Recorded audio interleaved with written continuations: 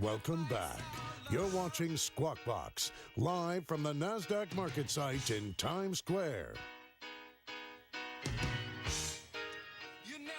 Intel's newly discovered security flaws are raising some concerns for individuals and corporations alike. Joining us right now to elaborate on what experts have named both the meltdown and then the Spectre vulnerabilities is James Foster. He is the CEO of cybersecurity firm ZeroFOX, and thank you for being here today. Good morning, Becky. Thanks. All right, tell us about this, because I'm hearing from a lot of places that this is a really big deal, one that we should be very concerned about. First of all, why don't you explain the difference between these two threats? You're right. It is a really big deal. It affects almost every computing device in the world right now. It affects devices that Intel has built platforms for since 1995. So the good news is, if your computer is older than 1995, you're probably safe. Nobody's got a computer older than 1995. You'd hope so. Yeah. The bad news is, all modern computing platforms, for the most part, are vulnerable. And this is an architectural issue. This is something in the way. It's an architectural hardware issue. That's right. That's right. So, and on top of these chips, there's a problem that's been around for 20 years that malicious programs can read things that are happening on those chips. To try to sum it up simply. The good news is that most hackers haven't known about this. The bad news is as quickly as industry is trying to fix this, you have hackers who are trying to figure out how to exploit it. So how worried should I be as a consumer, first of all? You should be worried. I'm not sure that hackers haven't known about this behind the scenes. You know, the Google project, they've done a good job. One of their lead researchers is credited with making this mainstream. And typically what happens when a vulnerability is identified and goes mainstream, you start to see a fallout. And so that could mean a few things. Typically, you'll start to see automated tools that are out there to exploit organizations. Right now, we're talking about a vulnerability. That's just the tip of the iceberg. The next thing we'll talk about in the coming months is new data breaches that happen because of this vulnerability. So what should I be doing right now as a business or as a consumer? Well, let's start with the consumer. As a person, just stay up to date, continue to patch your systems. Apple's already started to release updates. Microsoft, Google have started to release updates. If you get hit with a patch notice, do it, and do it quickly. Okay. As a business, by the way, you should be taking this. Apple says that they've patched this stuff, but I've tried to get my phone to see. I'm on iOS 11.21. That's not the right. It says my software's up to date, but that's not the latest one, supposedly.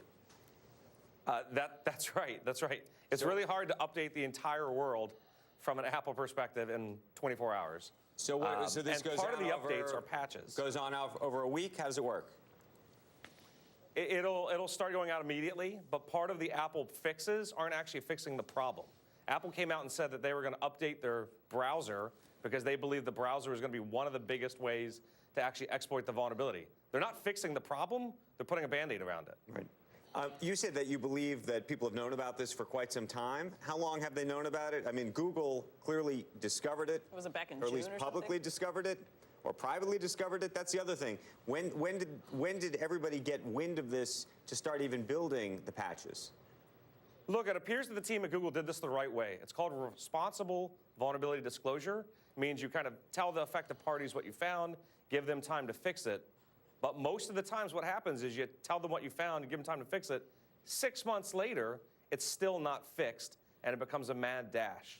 And typically you hit that, again, that tip of the iceberg where you're starting to see problems in the wild can only stay kind of confidential for so long.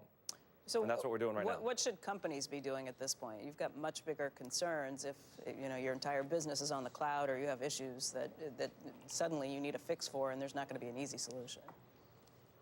Yeah, so this is different, and this is different from some of the other breaches or problems that we've seen. I think part of this has to come back to how you write your contracts. I believe that what we'll see in the next 12 to 24 months is that CFOs and general counsels will write their contracts differently when moving to cloud providers. If a cloud provider becomes susceptible, has a major vulnerability, then that liability should shift from the business to the provider, and I think there's going to be some ramifications. What's kind of still to be determined is, will these cloud providers profit off of this? We've heard different sides of stories that say some of these patches will make processors slower. So what happens there is, if those processors are slower, I still need my applications to run. I've got to buy more processing power. Right. You may see companies profit from this. Right. Foster, real quick, because we got to go. Brian Krzanich sold some stock after apparently he heard about this or learned about this. Do you think that's a real problem or not? I wasn't there. $50 million in stock sales sounds like a lot, but, no idea. Okay, Foster, we're going to leave it there. In the meantime, President Trump, we should just tell you, tweeting the following. Dow goes from 18,589 on November 9, 2016 to 25,075 today for a new all-time record, jumping 1,000 points in the last 5 days. Record fastest 1,000-point move in history. This is all about making America great again. Agenda. Jobs, jobs, jobs, $6 trillion in value created. 5 weeks. Yeah, not 5 days. 5 weeks, he said. Coming up, former Congressman Barney Frank will weigh in on the tax code overhaul. He'll join us at 7:30.